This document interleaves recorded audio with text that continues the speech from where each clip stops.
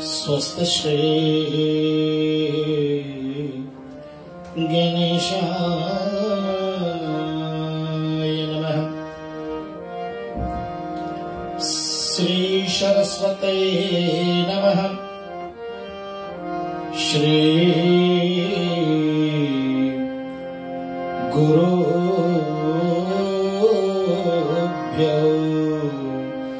नमः।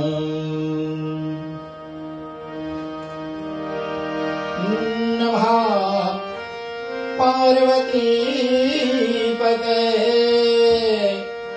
हर हर महादेव।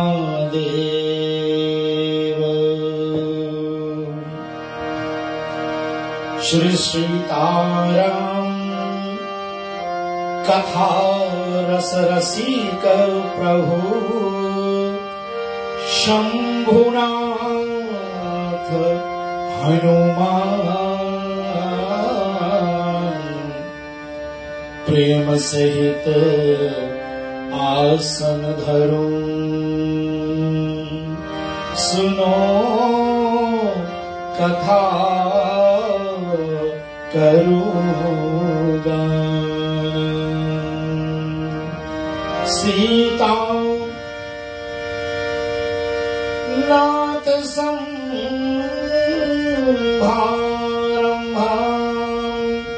श्री रामानंदाय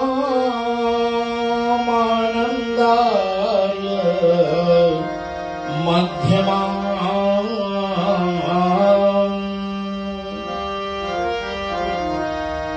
अस्मदाचार्य पर्यन्ता वन्दे श्री गुरु परंपरा।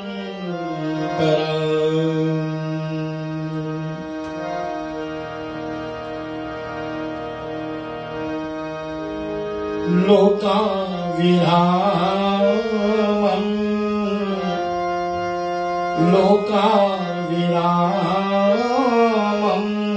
रणरंगधीरम्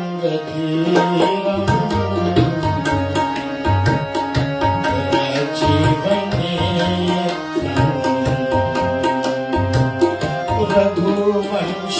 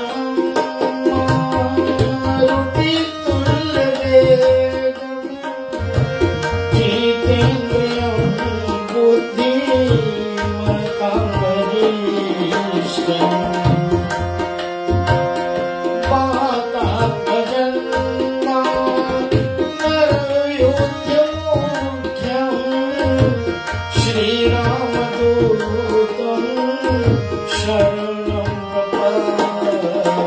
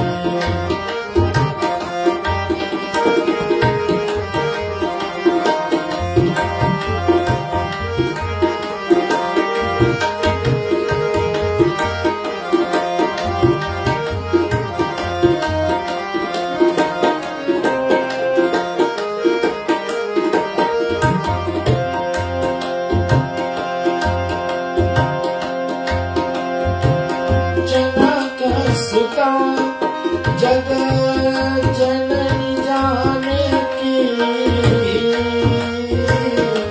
अतिशय प्रिय करुणा निधान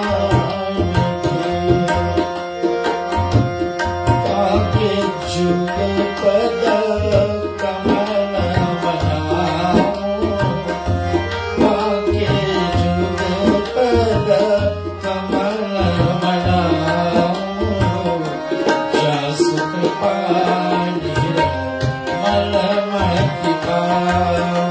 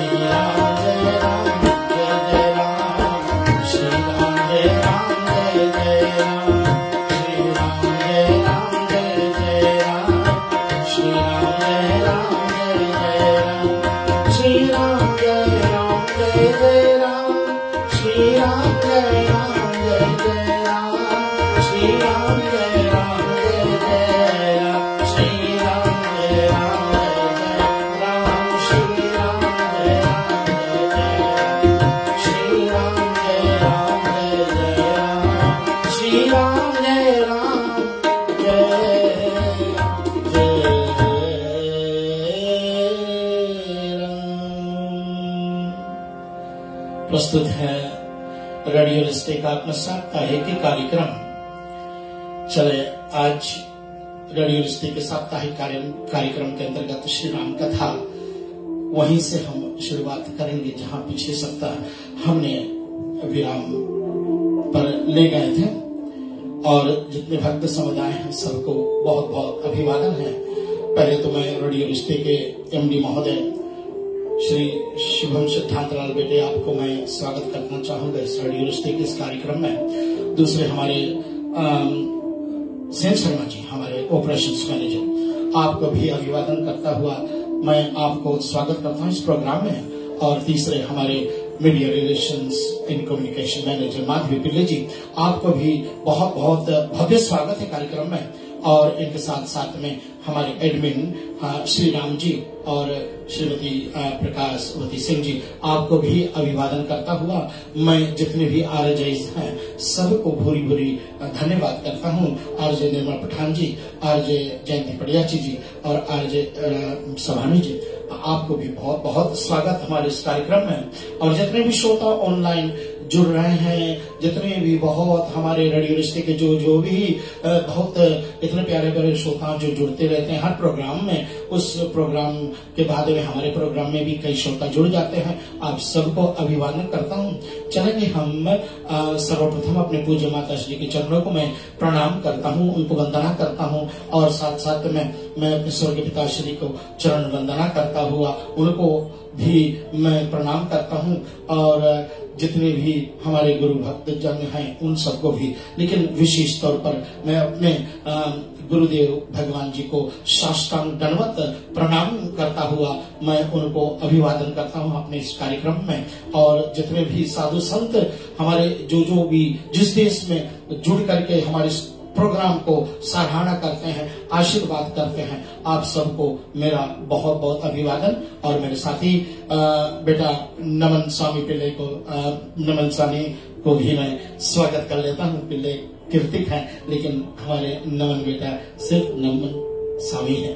तो बेटे बहुत बहुत धन्यवाद आपका। आप हर सप्ताह जुड़ जाते हैं हमारे साथ में। और हमारे स्टूडियो में आज मंजू जी आपका भी स्वागत कर लेता हूं। और अंजना जी हमेशा की तरह हमारे स्टूडियो में आती हैं, उनका भी अभिवादन है। और मैं सिर्फ इनवाइटेड हमारे श्रोताओं को स्टूडियो में बुलाता हूं क्योंकि अच्छा लगता है। एक दो जन हमारे साथ में बैठे होते हैं, लाइव प्रोग्राम भी चलती है और इनका भी सानिध्य हो जाता है। तो चले आप सबको अभिवादन करता हूं। मैं विनोद रानीगा हाकोट्स फ्रेडवुड्स ओकलैंड न्यूजीलैंड आपको भी स्वागत कर लेता हूँ। भाई श्री, आप बहुत बहुत हमारे प्रोग्राम को समर्थन करते हो और हमारे इस प्रोग्राम को अपने चैनल के माध्यम से भी हमारे श्रोतागण तक पहुंचाते रहते हो। आपको बहुत बहुत धन्यवाद है। और साथ में मिथिलेश प्रसाद जी भैया, आपको भी मैं बहुत बहुत अभिवादन करता हूँ, बहुत स्वागत करता हूँ। आप हमारे चैनल को हमेशा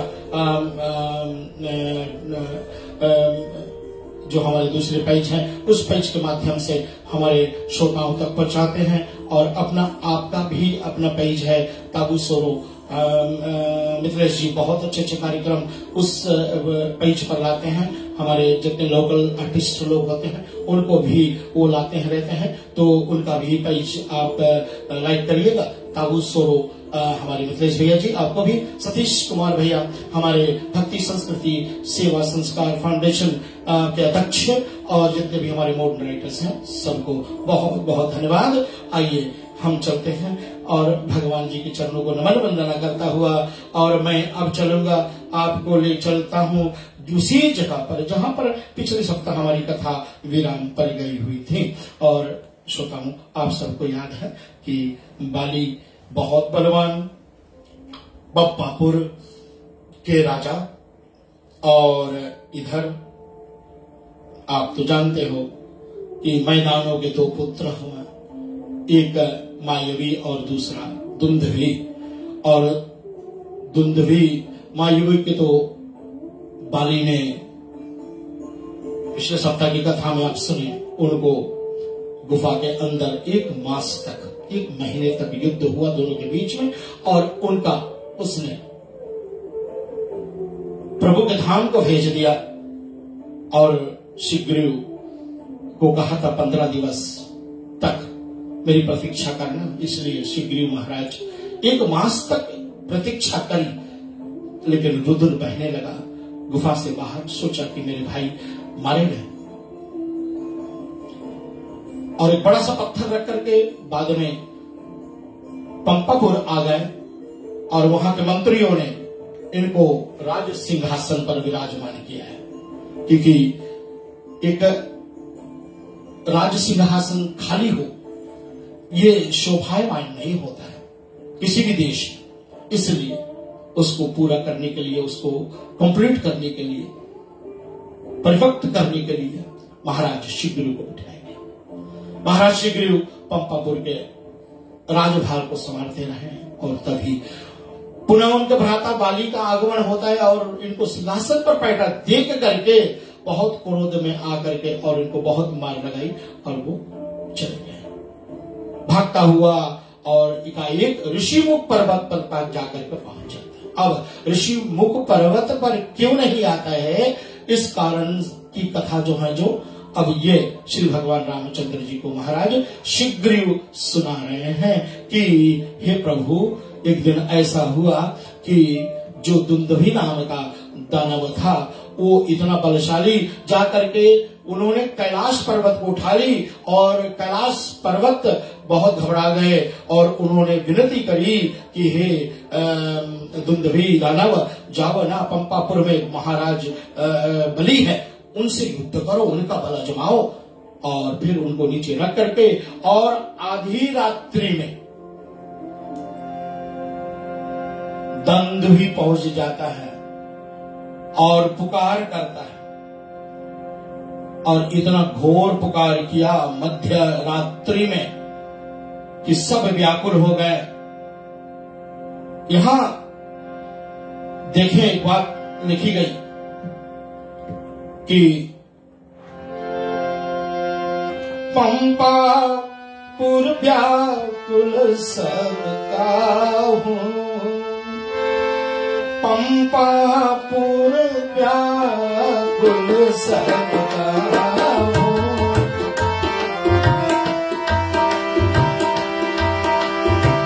चंद्र प्रसन्न जनो आया हो, चंद्र प्रसन्न जनो आया हो। तो विदित होगा आपको, कल का पूर्णिमा जो होगी वो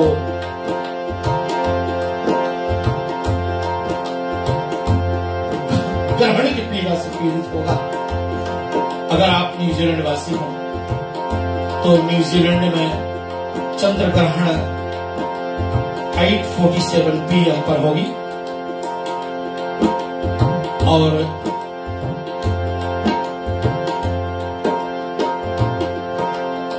बृहस्पति को रात में 1:49 AM इन द मॉर्निंग, तो 5 घंटे के आसपास में ग्रहण होगी। याद रहे 8:47 PM न्यूजीलैंड टाइम से लेकर के 1:49 AM तक चलेगी। और इस बीच में हमारे संतों ने, हमारे ब्राह्मणों ने, हमारे पुरोहितों ने, हमारे मुनियों ने एक निवेदन करी है कि इस समय मनुष्य जो है ना वो शांत बैठे, भजन करें, क्योंकि चंद्र को राहु ग्रसता है, जैसे यहां चौपाई में वर्णन करी गई।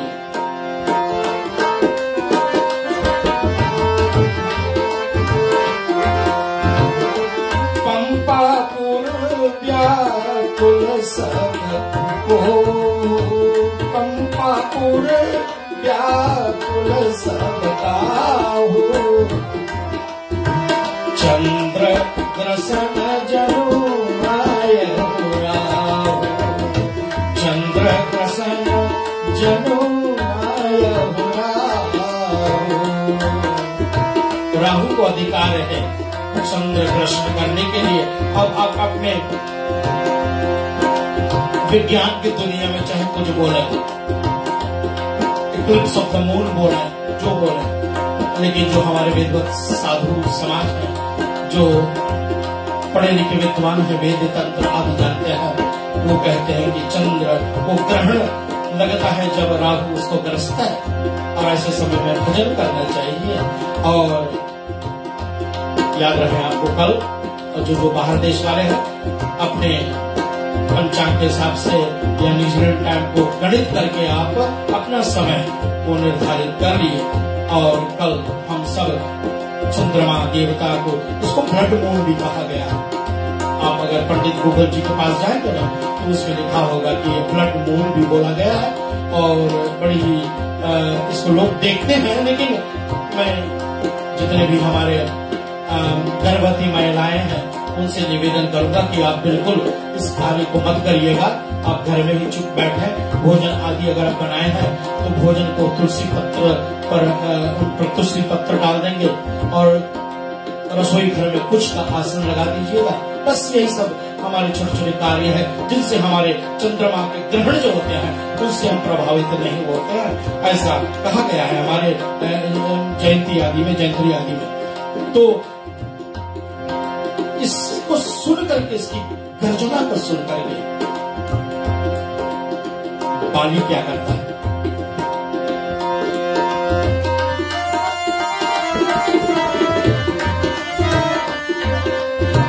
सुनत बाली धरा तत्काला, देखिए सुर बुझ दंड काला। और पिछले सप्ताह मुझे याद है कि 4 प्रहर तक युद्ध हुआ इन दोनों के बीच में। चारियाम सब कौतुक भयहु, मुष्टि प्रहार तसु कति देहु।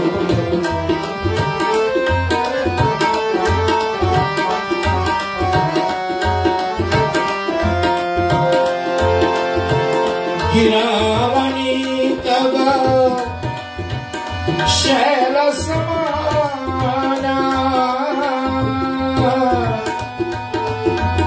जीव जंतु तरु टूटे नाना।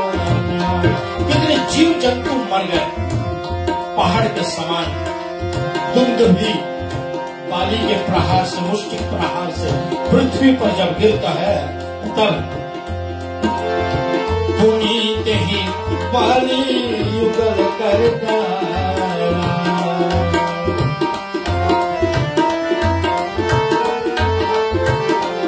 लोग पहले दातुन करते थे, एक ली और दो फेंक दी, बीच में से चीर देते थे। ऐसे बाली ने दुंदुभी को मार तो दिया, लेकिन उनके शरीर के दो टुकड़े कर दिए और एक उत्तर की तरफ फेंका और दूसरा जो शरीर का टुकड़ा था वो दक्षिण की तरफ फेंका। और जो उत्तर की तरफ गया तो वो कहीं गिरी परस मुनि कोटि सहाय, रुधिर प्रवाह गयो कहाँ धारे, ऋषि मतंग कर कहाँ निवासा, गयो सो ऋषि मंजना मुखरासा। मंजन करी मतंग ऋषि आए, देखी कुटियति क्रोध बढ़ाए, तब ही विचार कीन मन माए। एक यक्ष चली आवाज ऋषि इस ऋषि मुख पर्वत पर निवास करते थे, साधना करते थे। सुंदर कुटी थी और इस आज सुबह काल में वो मंजन करने के लिए निकल जाते हैं और मंजन करते हुए स्नान आदि करके वापस कोठरी में जब आते हैं तो क्या देखता है, दुंदुभी की शरीर का टुकड़ा और रुधिर से भरा हुआ है। बड़े क्रोध में आ जाता है ऋषि और विचार करने लगता है कि इस हरकत को, इसको ऐसी दशा करने वाला कौन।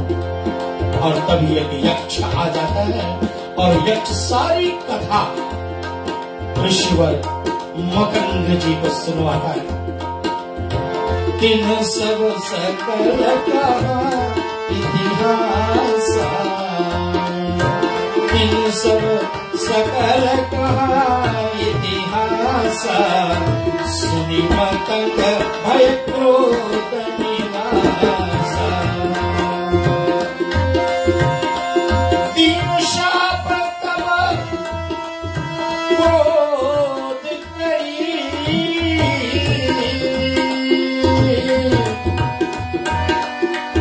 नहीं मन की विचार,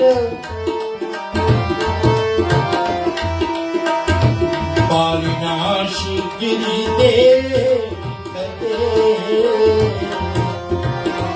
बालिनाशी गिरी देखते,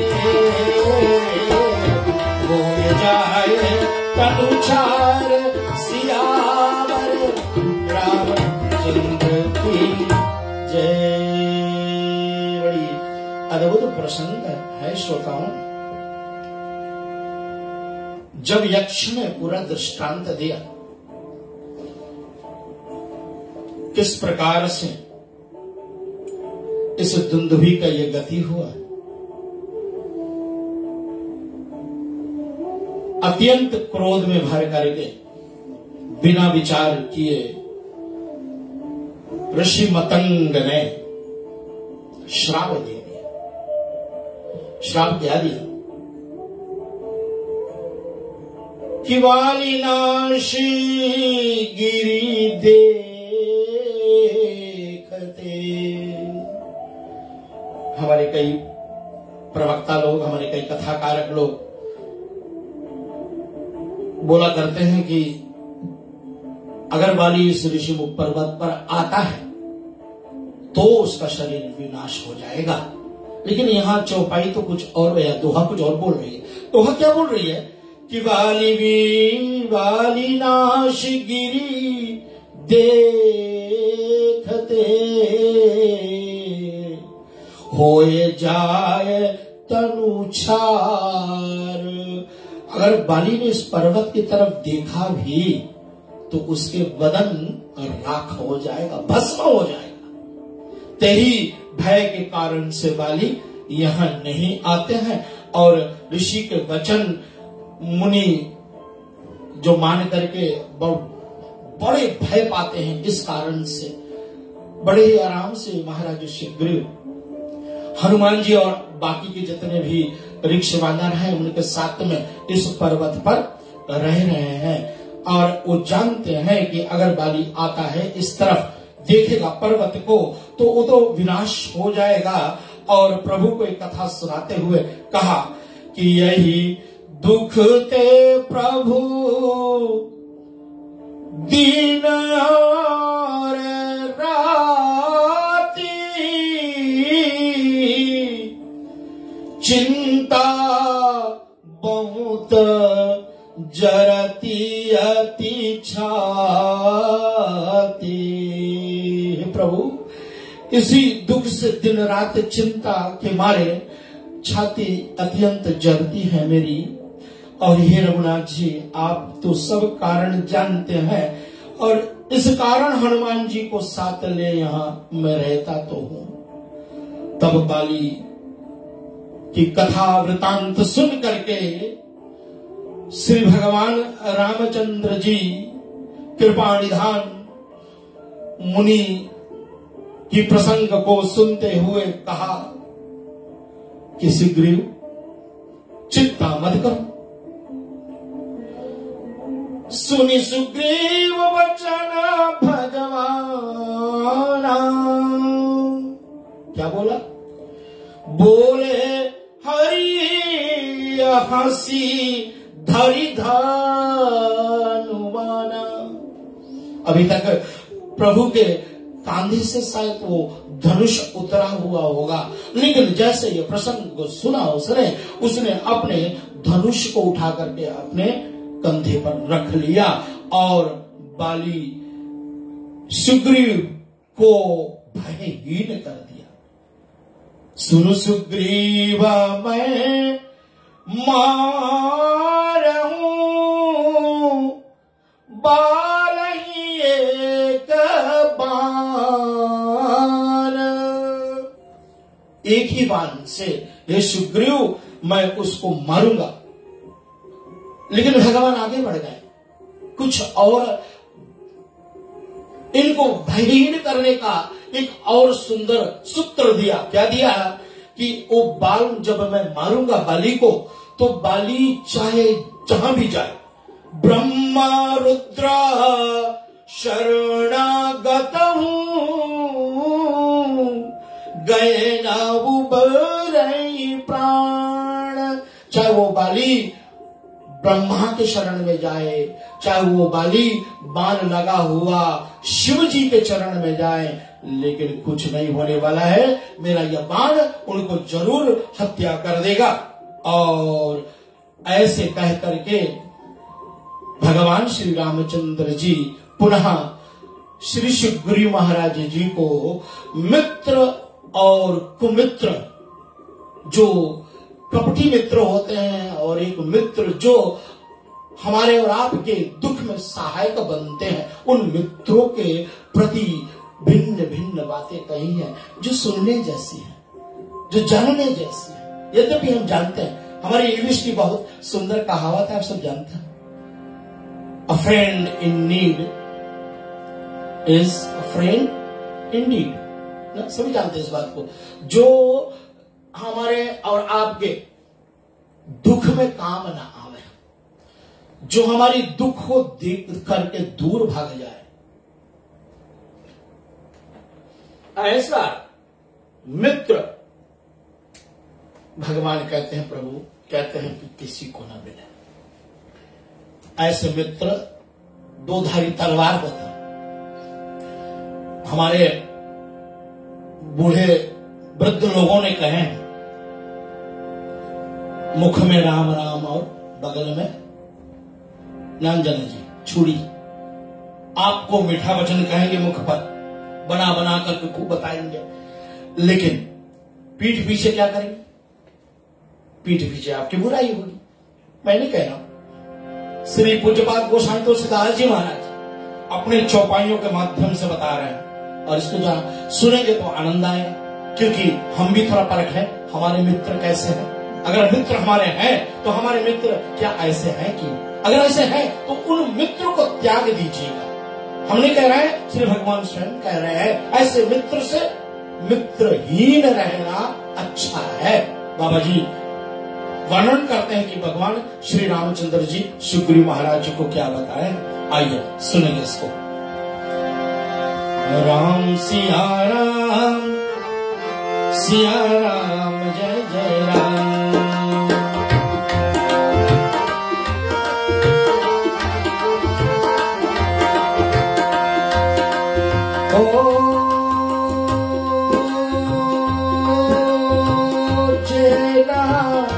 मित्र दुख होय दुखाई, तिनाहि विलोकत पातक भारी। राम सिया राम जय जय राम। राम सिया राम जय जय राम।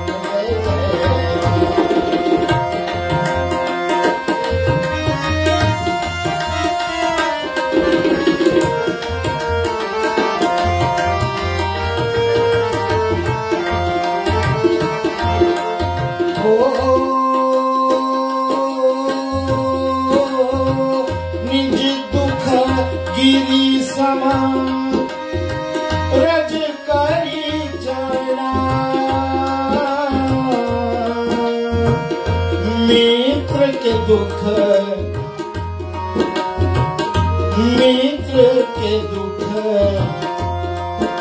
रज मेरु समाना।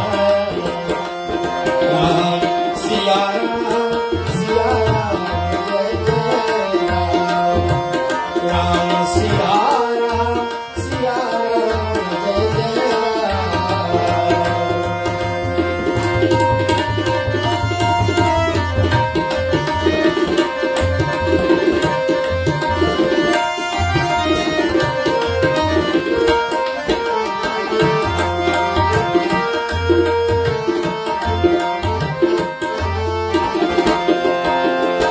हमारे और आपके पास कोई दुख हो और हमारे और आपके मित्र हमारे और आपके पास आए तो अपना दुख सुना। यद्यपि हमारा दुख जो पर्वत जैसा भारी हो, श्री राम भगवान कहते हैं कि मित्र के दुख के आगे अपना दुख को एक धूल के बराबर कर दो, रज के बराबर कर दो। और मित्र का दुख चाहे वो छोटी सी भी क्यों ना हो, छोटी सी धूल के बराबर क्यों ना हो, उसको पर्वत की तरह बड़ा समझना चाहिए। ऐसा ही मित्र का अनुपम प्रेम है। और जिनके असमति सहजनाई, देव सत हटी तत्कर तमिताई। राम सिया राम जय जय राम। और जिनको सहज में नहीं आते उनको हमारे इंग्लिश वर्ड दिए गए। प्रोफेसर मोहन जी, आप तो प्रचंड विद्वान हो, आप हमारी कारण को बहुत समर्थन करते रहते हो। आप बताइए, टोकरियों में हमारे साउथ की तरफ डाउन द लाइन प्रोफेसर जी बहुत सुंदर सुंदर यज्ञ आदि करते रहते हैं। बड़े सुंदर सुंदर उसका चाहो भी मुझे दिया करते हैं। आपने इसका निर्णय तो निकाल लिया होगा कि जो ऐसा करता है उसको हमारे इंग्लिश में एक वर्ड दी गई, हिपोक्रेट्स। जो बन रहे हैं, जो हैं ऐसे। बाबा श्री गोस्वामी तुलसीदास जी लिखते हैं, कुपथ निवारी सुपंथ चला ऐसे मित्र होते हैं वो। कुपथ निवारी सुपंथ चलावा, गुण प्रकटे गुण दूरावा। जिनके सहज से ऐसे मति नहीं आती है वो हठपूर्वक मित्रता करते हैं, जबरदस्ती मित्रता करते हैं।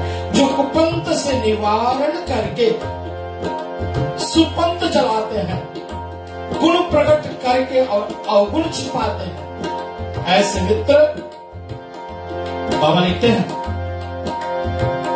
तेत लेत मन शंका न धरे। ऐसे मित्र वो है जो लेत और देत में, आदान प्रदान में कभी शंका नहीं करते, हेजिटेट नहीं होते, कभी हेजिटेट नहीं करते।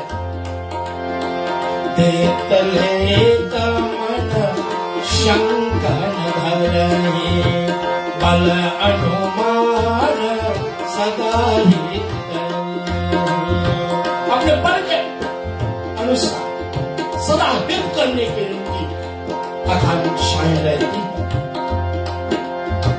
विपत्ति काल करी सतगुण नेहा, विपत्ति काल करी सतगुण नेहा, श्रुति कहा संत मित्र गुण नेहा, श्रुति कहा संत मित्र गुण नेहा। आफत काल में सब प्रकार के सद्गुण को निकाल दे, आफत काल में अच्छाई के लिए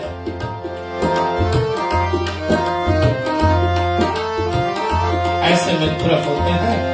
वेद पुराण श्रुति यही कहती है, संत का भी यही निर्णय है, संत भी यही कहते हैं कि मित्र वही होते हैं जो अवगुण में भी गुण निकाल दे। एक बार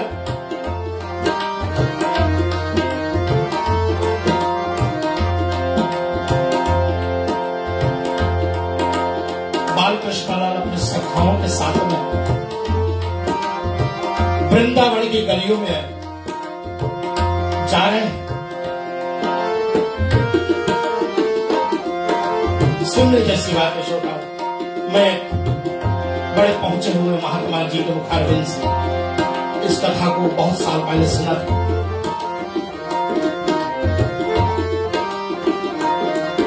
पूज्य शरण कहते हैं, एक वृक्ष के नीचे एक बहुत बीमार कुत्ता पड़ा हुआ, शरीर में बहुत सारे घाव होने लगे,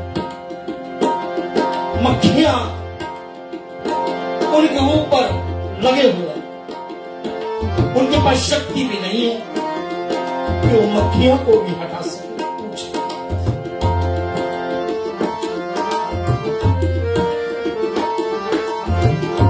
लल्ला कृष्ण के मित्रों ने कहा कि देखो लल्ला, देखो कृष्ण कितना पापी जीवात्मा है,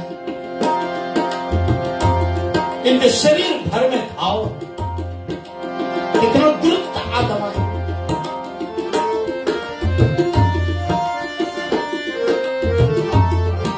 कृष्ण हंस अपने सखाओं के बात पर, अरे मित्रों तुम्हें वो कुत्ते के हंसते हुए दांत नहीं चमकते दिखाई दे रहे? पूरा शरीर घाव से, लेकिन सफेद एक दांत निकला हुआ है, वो दिखाईमान हो रहे हैं और वो दांत हंसता हुआ दिखाई दे रहा है। कृष्ण को सफेद दिखाई दे रहा है, उसमें कुछ अच्छाई दिखाई दे रहा है। ये है जो हर बुराइयों में एक अच्छाई निकाल दे, वही मित्र होता है। बड़ी अद्भुत कथा है ये।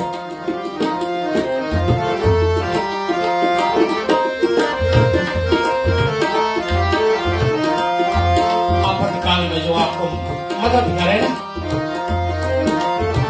वही मित्र होता है।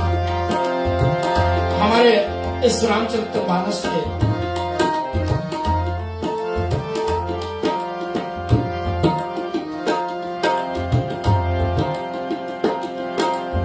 जो प्रिंटिंग प्रेस के माध्यम से भेजे होंगे, हम सबको उपमा सहित छोटे छोटे कथाएं भी इसमें लिखी है। इसमें कथा लिखी गई है कि एक मित्र कहीं बाहर जा रहे थे अपनी पत्नी के साथ में, तो 4,000 रुपया उन्होंने संदूक में बंद कर और अपने मित्र के घर ले जाने की तैयारी कर रहे हैं कि हम जब बाहर रहेंगे तो ये संदूक हमारे मित्र के घर होगा।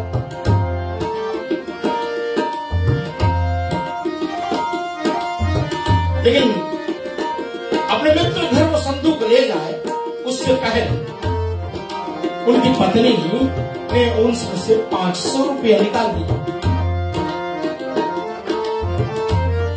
और ये बात इस मित्र को बता दी, ताला लगा दिया, ले जाकर के अपने मित्र के घर रखा संदूक को कि मित्र वापस में आकर के इसको ले लेते। अपनी यात्रा के बाद जब वो घर वापस आता है तो अपने मित्र के घर गया पहले। मित्र वापस आ गए हैं, लाओ मेरा संदूक ले आओ।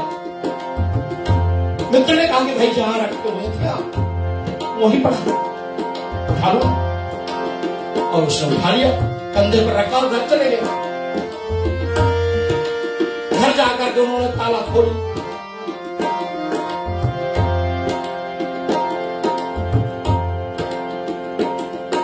थोड़ा दुखी हो गए कि उसमें सिर्फ 3,500 रुपया 500 का हिसाब नहीं, और सीधे पड़े चले गए मित्र के घर।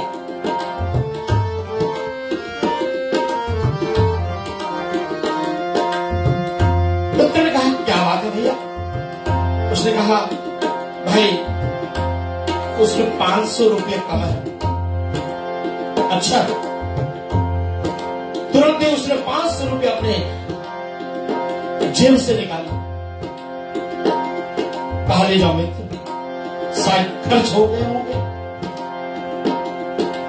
वापस आता है और जी हुई घर आता है तो पत्नी ने पूछा भाई पैसे गिन करके आप कहां निकल गए?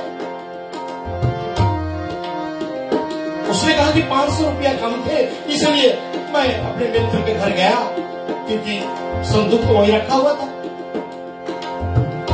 पत्नी ने कहा कि भाई वो तो मैंने आपके मित्र के घर ले जाने से पहले ही निकाल दिया था।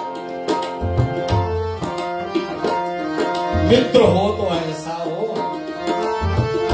वापस भागता हुआ अपने मित्र के घर गया और कहा बहुत गड़बड़ी हो गई मित्र, ऐसा तो हमारे घर वाली ही निकाला। कोई बात नहीं, कोई बात नहीं मित्र, जाओ, कोई डर की बात नहीं। ऐसे मित्र होते हैं, तू मैं का बात ही नहीं हुआ। ये हमारे आदान प्रदान की मित्रता की सत्य भावना देखिए। यही राम जी भगवान शिवगुरु को समझा रहे हैं कि मित्र अगर किसी से हम मित्रता करें तो मित्रता का ये भाव होना चाहिए। राजा राम राम राम सीता राम सीता राधे श्याम श्याम श्याम सीता राम राम राधे श्याम श्याम श्याम सीता राम राम शिव शिव शिव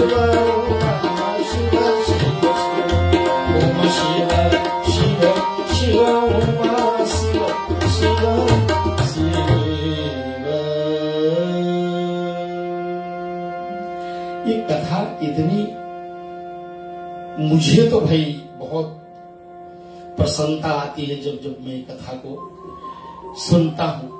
मैंने कहा आपसे ना बहुत दिन हो गए ये कथा को मैं कहीं वाचा। तो बचपन के वासुदेव भैया धन्यवाद है, आपने बड़ी सुंदर कमेंट करी है कि मेरे बचपन के दिन को ताजा किया मैं।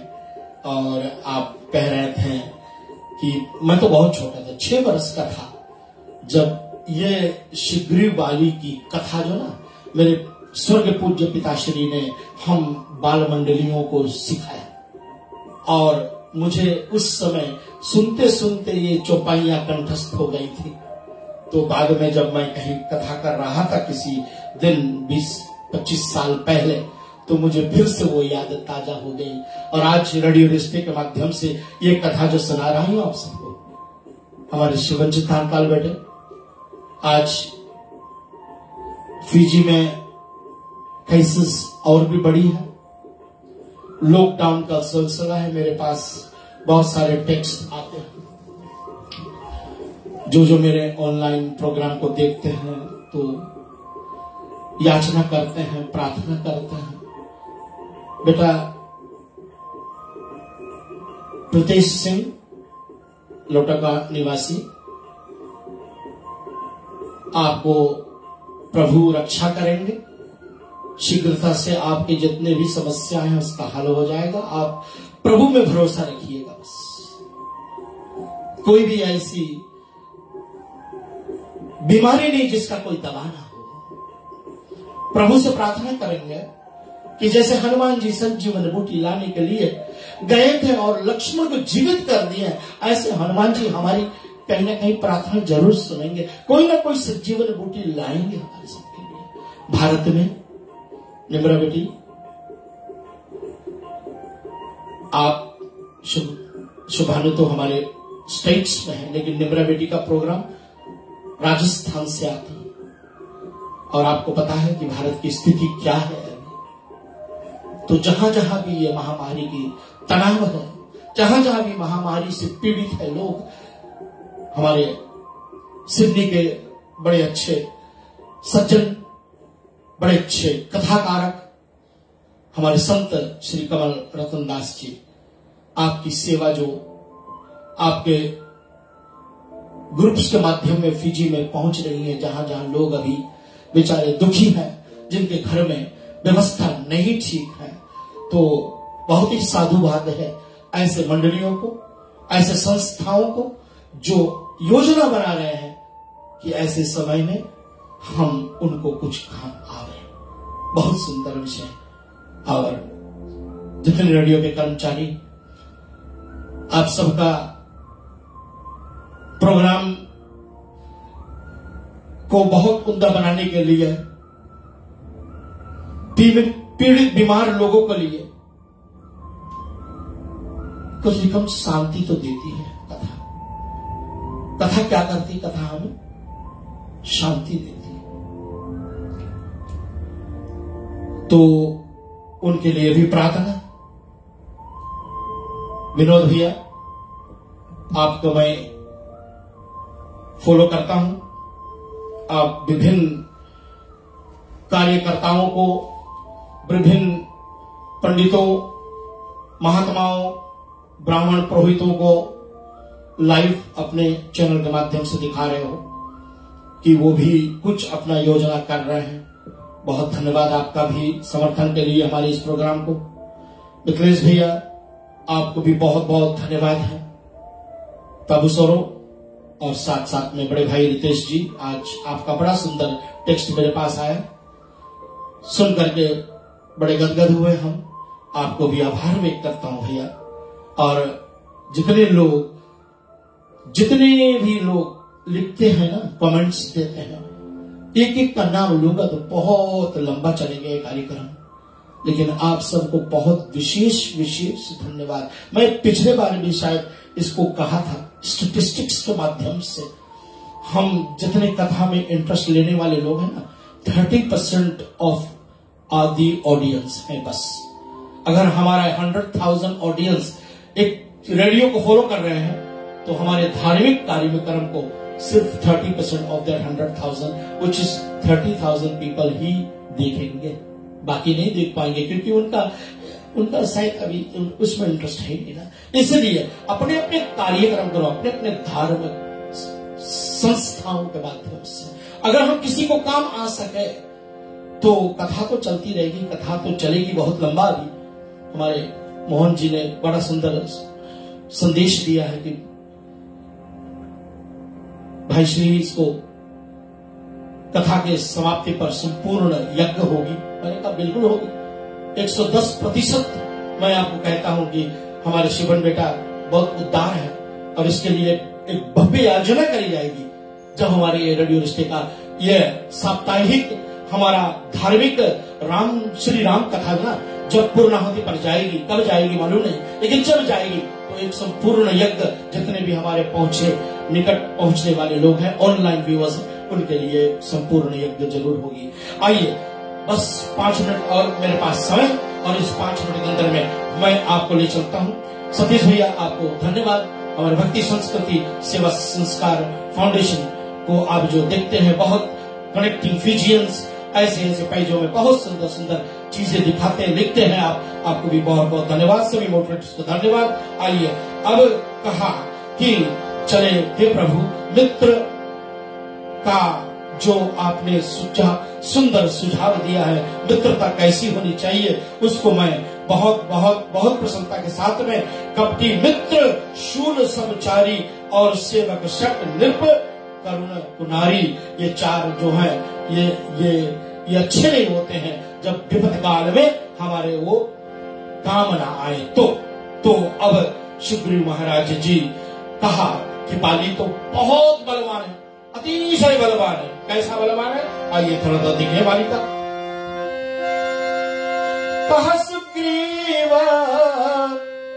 कहा सुग्रीव सुनो रघुवीरा,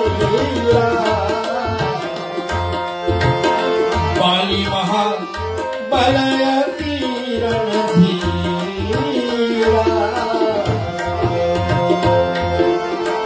सप्तकाला यह कृपा निधाना, वेद जो सब एक ही माना। 7 वृक्ष दिखाया उसने प्रभु जी को, हे कृपा निधान, अगर कोई एक बाण से ये 7 वृक्ष को काट देगा वही बाली को मार पाएगा। तो प्रभु जानते हुए भी प्रश्न पूछा, सुग्रीव मित्र बताओ, ये 7 वृक्ष मंडलाकार, चंद्रमंडलाकार रूप में कैसे आए?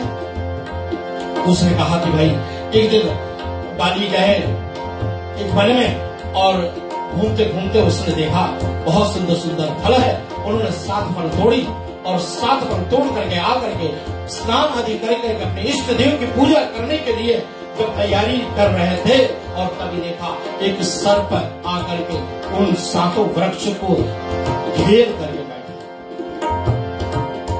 बाली क्रोध में आकर के श्राप दे देता है कि तुमने मेरा भोग को दूषित किया, जाओ यही फल जो है ना फूट करके तेरे शरीर से निकलेंगे और वृक्ष हो जाएंगे।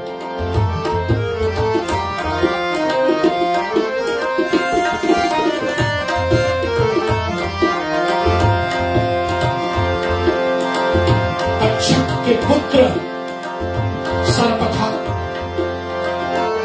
तक्षक को पता लगा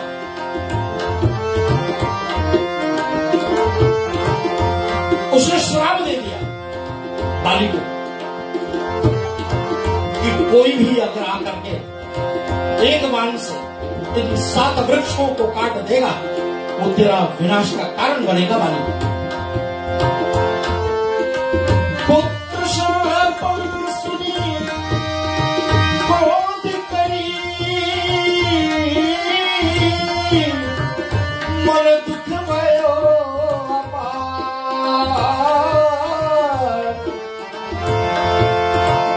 निश्चय मारे बाली को, जोया वेदे पार। जोया देता वही बाली को मार पाएगा। और इधर श्री मतंगी ऋषि ने कहा था कि दुंदुभी की हस्ती जो इतनी बड़ी थी कोई एक बाण से उनको उड़ा देगा, वही बाली को मार पाएगा। इसलिए बाली तो बहुत बलवान, और भगवान ने ताल 7 वृक्ष को काट दिया एक ही बाण से। सर्प निकला, प्रभु को प्रणाम किया, अपने दिशा की तरफ बढ़ गया। और रास्ते में जाते समय दुंदुभी की अस्थि को दिखाया शिवगिरी महाराज ने, और प्रभु ने सिर्फ अंगूठा लगाया कि कितनी योजन दूर जाकर के दुंदुभी की अस्थियां गिर जाती है। अब शिवगिरी को लेकर के पंपापुर नगर में जाता है। शिवगिरी महाराज को ज्ञान उपज जाता है। उसने क्या कहा? उपजा ज्ञान वचन बोला, नाथ कृपा मन भयो अटोला, सुख संपत्ति परिवार बढ़ाई, सुख संपत्ति परिवार बढ़ाई, सब परिहरी करहु सिरकाई। प्रभु ले गए और शिवगिरी को कहा जाओ ललकारो। नगर में आकर के शिवगिरी बाबा जी लिखते हैं आज की अंतिम 2 चौपाइयां गाकर की कथा को विराम पर लाता हूं।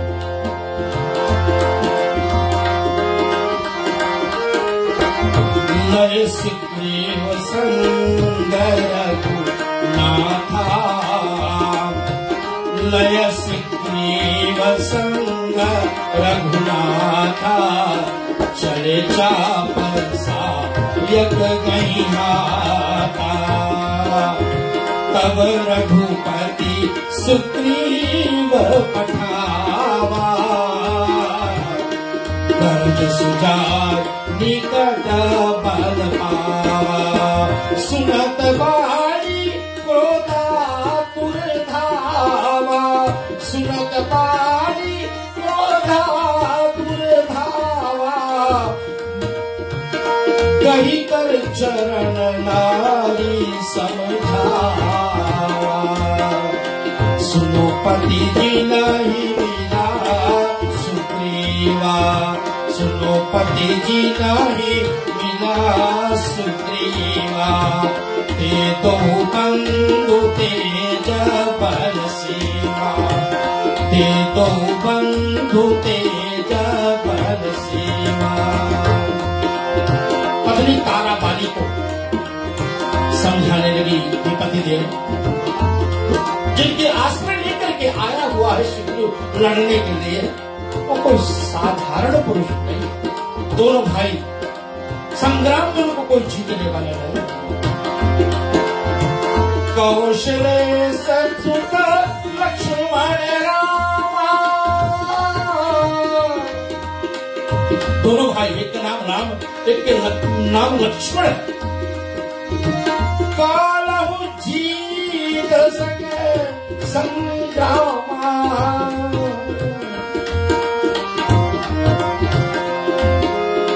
सोई रघुवीर हृदय म्यानो, सोई रघुवीर हृदय म्यानो, क्षण मोह का माम मानो, मंगल भवन अमंगल हारी, प्रभु सुदर्शन अजीर बिहारी, प्रभु सुदर्शन अजीर बिहारी।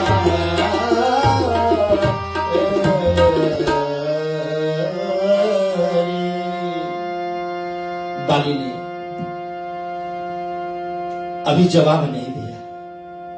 पत्नी तारा ने चरण पकड़ ली कि प्रभु हे स्वामी, इनसे लड़ने नहीं जाओ, ये दशरथ के पुत्र लक्ष्मण और राम, इनको तो काल भी नहीं जीत सकता है संग्राम में। मेरा हृदय में बात आई है, आप मेरे कहना मान लो स्वामी, विरोध छोड़ करके और उनके नाम अपने हृदय में बसा लो। यही से हमारा और आपका कल्याण होगा, पंपापुर का कल्याण होगा। तो आज की कथा यहीं पर विराम पर जा रही है। पुनः एक बार सभी ऑनलाइन व्यूअर्स को मेरे और बेटा नमन स्वामी की तरफ से बहुत बहुत धन्यवाद है, और आपने हमारा साथ दिया। जितने भी लोग, सबको कोटि कोटि प्रणाम है। अगले सप्ताह ठीक 7 बजे हम रेडियो डिजिटल प्लेटफॉर्म पर मिलेंगे, अगले मंगलवार को। आपको तब तक के लिए जय श्री सीताराम।